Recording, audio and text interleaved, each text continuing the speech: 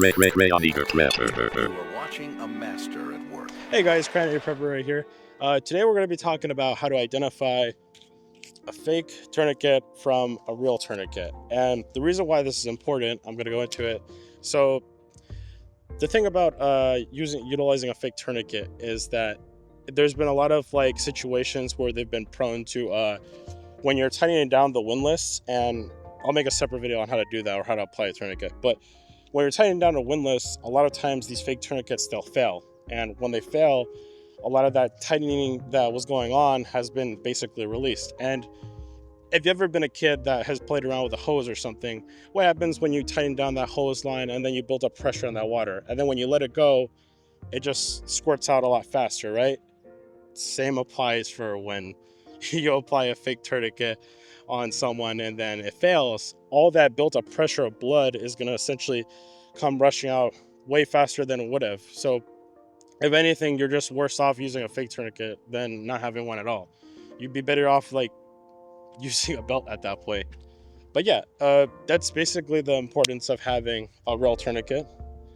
Now we're going to go into identifying the differences between counterfeit ones and real ones. All right, so another reason why I wanted to bring this up or bring it to everyone's attention is because a while back or a couple weeks back, I had into a little argument with someone about this. It was at a gun shop, and someone was trying to like tell me about like, oh, hey, you know that you can get a deal of like 4 tourniquets for $25 on Amazon, and I tried explaining to him like why it doesn't work that way and why you shouldn't do that. And it really brought to my attention the lack of knowledge out there about how people don't realize that it's really important that you get a real tourniquet, And yeah, I know it sucks having to pay the full price because a real tourniquet is unfortunately quite expensive for some people.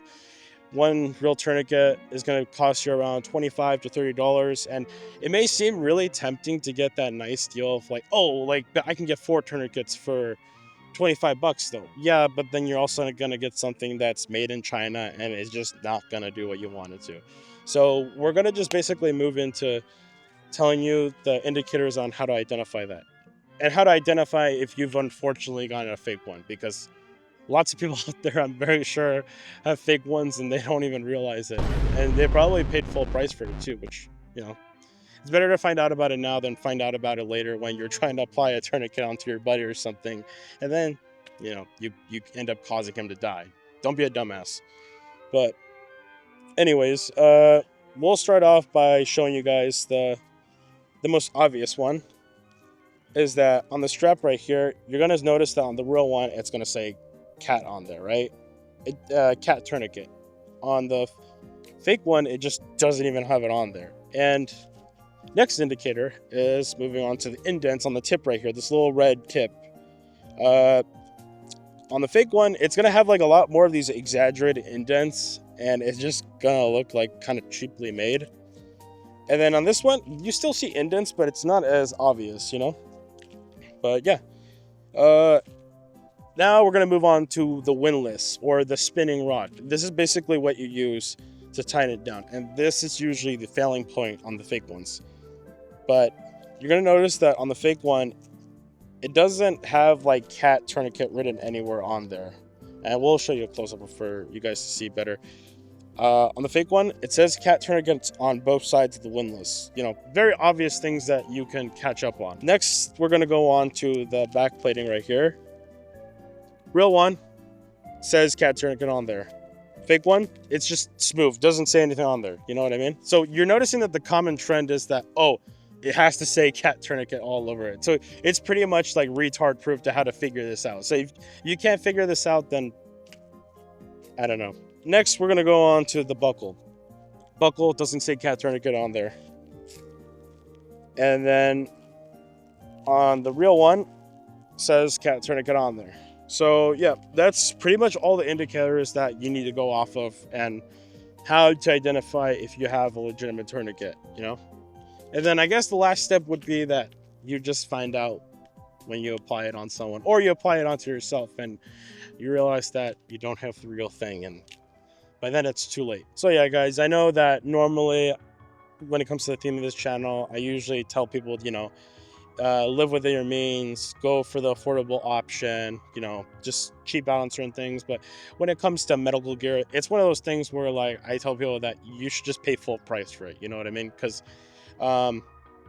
essentially, like, you're going to regret it when the situation does come and then that thing that you cheaped out on fails on you. So don't be stupid. Don't cheap out on your medical gear. Spend the full price. It's only $25 to $30. Like, that's like what, like a McDonald's meal or something.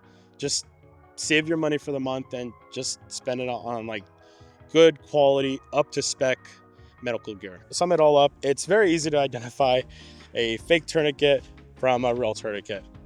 Don't be a dumbass. Don't spend on something that may seem like a good deal and then you're going to regret later on.